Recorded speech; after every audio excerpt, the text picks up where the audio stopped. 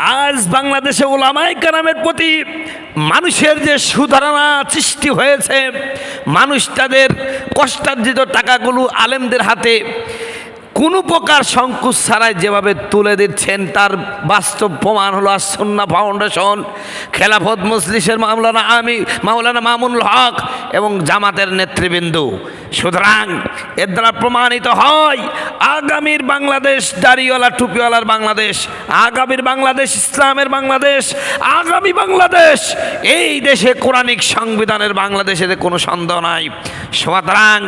সুতরাং ইসলাম বিরোধী দাড়িওয়ালা টুপিওয়ালাকে যারা দেখতে পারো নাই, এখনো তওবা করে ফিরে আসো, আল্লাহর পথে বেঁচে যাবে।